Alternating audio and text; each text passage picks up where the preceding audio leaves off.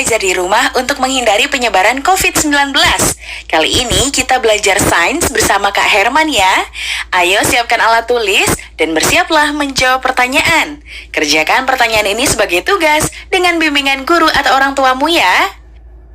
Ayah dan bunda, dari tayangan hari ini anak akan dapat mengembangkan kompetensi literasi, yaitu memahami paparan lisan tentang topik yang dikenali, mengidentifikasi ide pokok, dan beberapa ide rinci dalam paparan tersebut, menjelaskan kembali dan menanggapinya menggunakan pengetahuannya.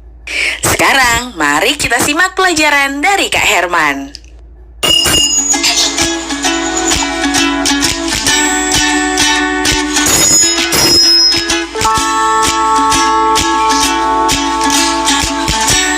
Mengapa bola kapas dapat bergerak-gerak? Halo Fadil. Halo Arik.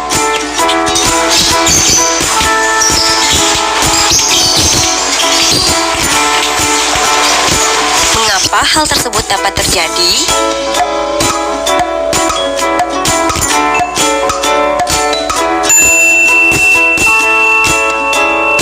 Halo Sobat X-Science, jumpa kembali bersama Kak Herman dalam program kesayangan kita, X-Science, Eksplorasi Sains. Adik-adik, pernah tidak kalian berpikir bunyi itu apa? Atau kenapa sih muncul bunyi? Kakak kasih ilustrasi ya. Jika kalian sedang terdiam, tiba-tiba kalian memukul meja. Apa yang akan terdengar? Suara atau bunyi? Atau ketika kalian terdiam, ada nyamuk terngiang di dekat telinga kita. Apa yang terdengar? Bunyi atau suara? Jadi, bunyi itu apa sih? Bunyi adalah suatu gelombang yang dihasilkan oleh benda yang bergetar.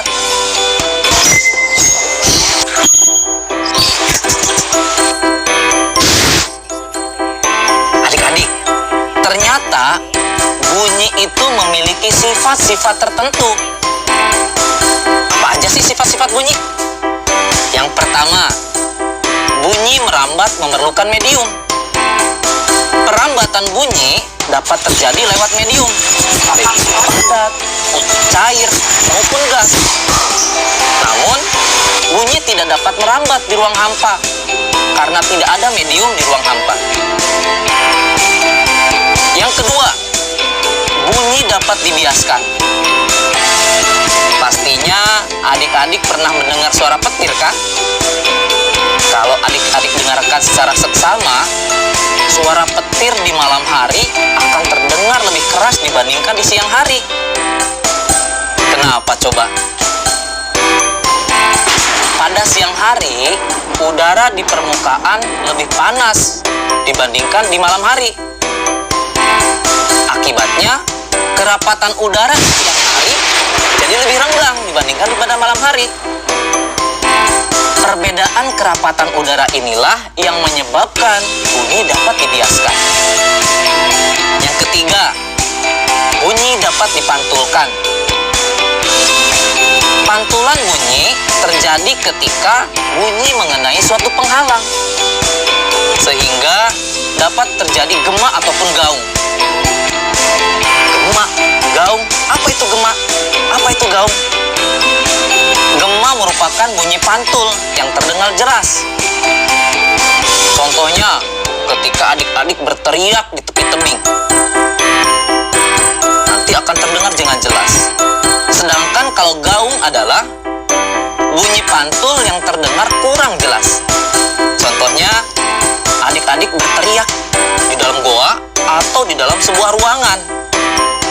Biasanya adik-adik akan mendengar suara yang tidak jelas.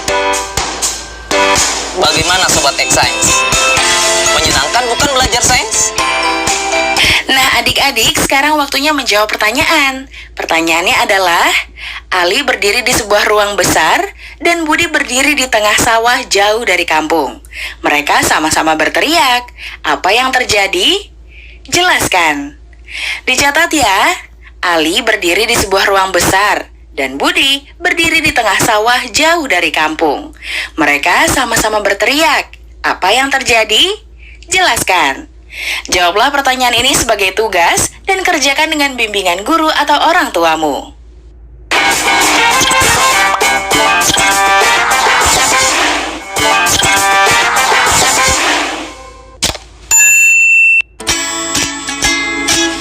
Hey, aku punya pertanyaan nih buat kalian. Bagaimana caranya mematahkan pensil ini dengan hanya mengeluarkan tenaga yang sangat sedikit? Gampang kok, tinggal taruh di jalan, ntar ada mobil lewat. Patah juga kok. Dilindas maksudmu? Iya, nggak usah pakai tenaga lebih.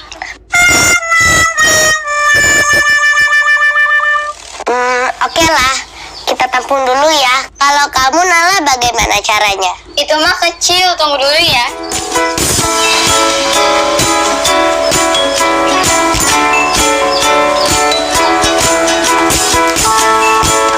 Perhatiin ya. Coba dilihat. Nah, patah kan pensilnya? Ya, itu mah bukan patah beneran. Iya sih, bukan patah beneran. Tapi kamu jenius. Pemenangnya adalah Nala. Halo Sobat X-Science, jumpa kembali bersama Kak Herman dalam program kesayangan kita, X-Science, Eksplorasi Sains. Adik-adik, pernah tidak adik-adik mengalami ketika sedang belajar, tiba-tiba listrik mati? Suasana jadi gelap. Dilanjutkan tidak kira-kira belajarnya? Tidak. Karena apa? Ketika adik-adik sedang belajar, adik-adik butuh cahaya. Adik-adik tahu tidak cahaya itu apa? Cahaya adalah energi berbentuk gelombang elektromagnetik yang tidak membutuhkan medium dalam perambatannya. Benda yang dapat memancarkan cahaya disebut sumber cahaya. Adik-adik tahu tidak? Sumber cahaya di tata surya kita yang paling besar adalah matahari. Jarak matahari dan bumi kurang lebih 149,6 juta kilometer. Jauh sekali ya. Namun, cahaya matahari bisa sampai ke bumi loh. Padahal, ruang angkasa adalah wilayah yang ruang hampa. Hal ini membuktikan bahwa gelombang cahaya dapat merambat tanpa perlu medium.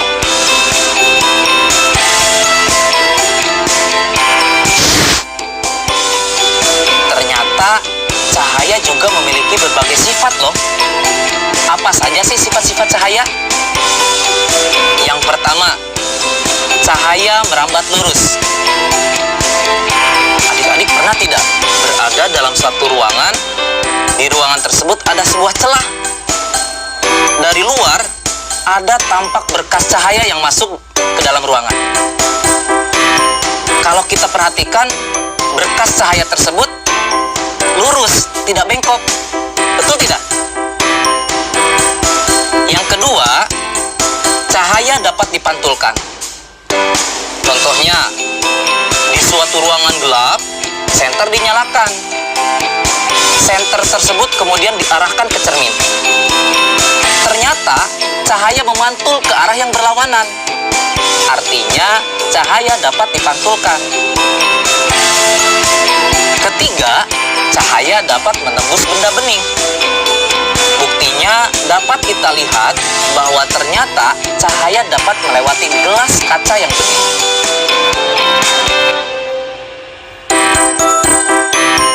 Keempat, cahaya dapat dibiaskan. Contohnya adalah pensil terlihat patah saat dimasukkan ke dalam gelas bening yang berisi air. Kelima, cahaya terdiri dari berbagai warna. Adik-adik harus tahu bahwa cahaya matahari sebenarnya berwarna putih. Cahaya putih matahari saat mengenai tetesan air hujan akan mengalami penguraian menjadi berbagai warna cahaya. Contohnya adalah pelangi. Hal ini menunjukkan bahwa gelombang cahaya dapat diuraikan menjadi berbagai warna. Bagaimana Sobat X Science? Ternyata begitu ya sifat-sifat cahaya itu. Unik sekali kan? Saatnya kita bernalar. Yuk, mari kita bernalar ya. Teman-teman kalian bermain tebak-tebakan. Mereka menyeting kardus sedemikian rupa sehingga ketika mata dadu diletakkan di ujung corong kardus, mata mereka yang berada di ujung corong kardus satunya lagi tidak dapat melihat dadu tersebut, seperti yang terlihat pada gambar berikut ini. Agar mata dapat melihat dadu, mereka menebak jumlah minimal cermin yang dibutuhkan. Nala menebak sedikitnya butuh 3 cermin, sedangkan Ria menebak sedikitnya butuh 4 cermin. Tebakan siapa yang paling benar? Jelaskan jawabanmu.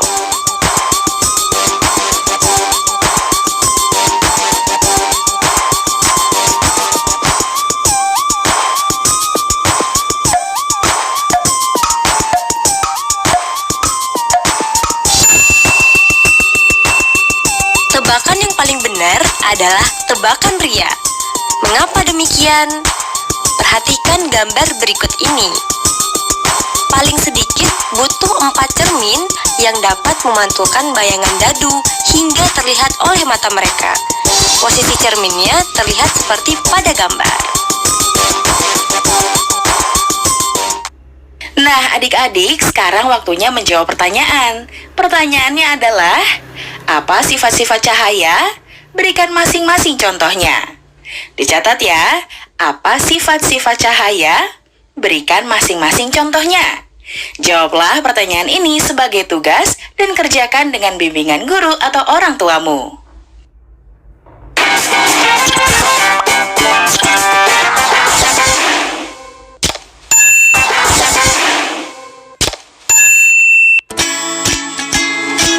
Kok aku ganteng ya? Ya, ganteng dari kejauhan. Waduh, cobalah sekali-sekali kau puji aku. Ya, kamu tau lah, aku orangnya jujur. Coba sini, aku lihat di cermin. Tuh kan, cermin aja jujur.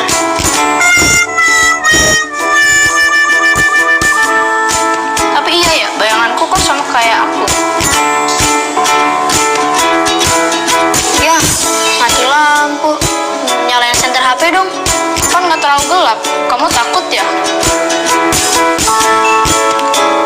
Wah, ternyata ada yang lebih jelek daripada aku. Siapa? Ya kamu, itu bayanganmu hitam. Ini. Halo Sobat X Science, jumpa kembali bersama Kak Herman dalam program kesayangan kita, X Science, Eksplorasi Sains. Adik-adik, tentunya adik-adik suka bercermin kan? Kira-kira bagaimana tampilan adik-adik di cermin? Atau ketika adik-adik sedang berjalan di siang hari, adik-adik suka merasa ada yang mengikuti, padahal tidak ada orang lain selain adik-adik. Kira-kira apa ya namanya itu?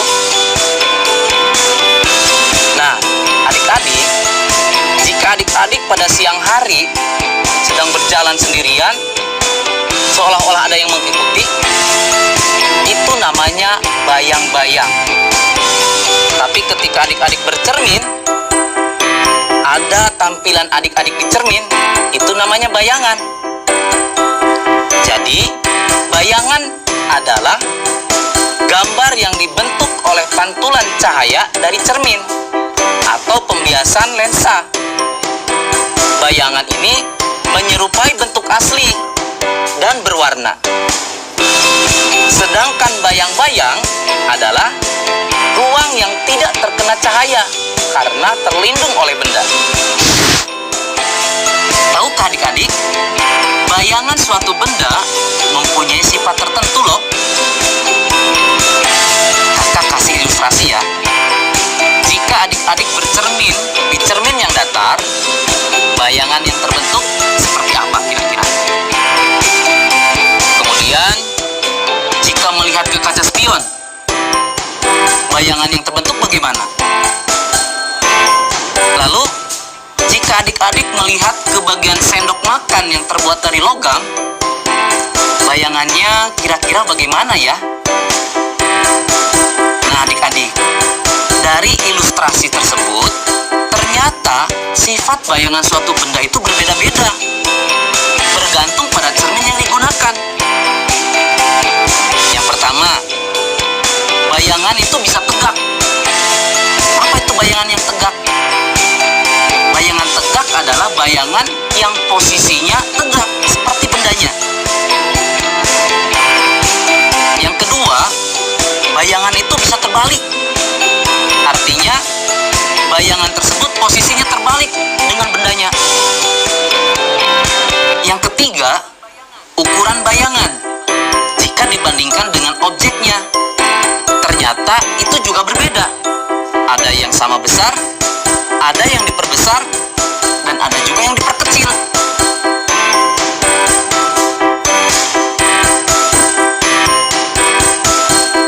Keempat, bayangan itu bisa nyata ataupun bisa maya. Yang bagaimana sih bayangan yang nyata itu? Bayangan yang nyata itu adalah bayangan yang bisa ditangkap oleh layar.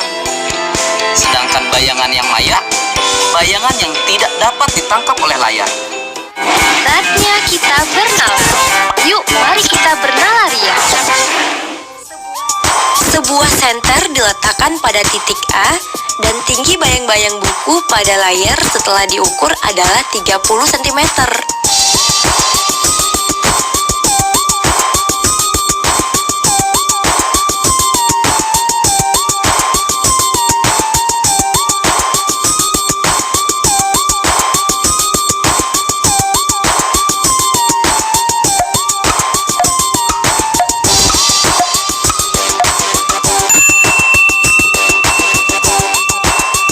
Nah adik-adik, beginilah jawaban dari soal nalar yang tadi diberikan. Tinggi bayangan buku pada layar menjadi lebih besar dari 30 cm. Hal ini disebabkan karena posisi buku menjadi lebih dekat dengan sumber cahaya. Semakin dekat dengan sumber cahaya, bayangan yang terbentuk akan semakin besar. Nah, bagaimana adik-adik? Menarik bukan penjelasan tentang bunyi dan cahaya? Belajar lebih menyenangkan bersama X-Science. Sampai jumpa. Nah, adik-adik, sekarang waktunya menjawab pertanyaan. Pertanyaannya adalah, Rina bercermin di depan kaca cermin rias di kamarnya.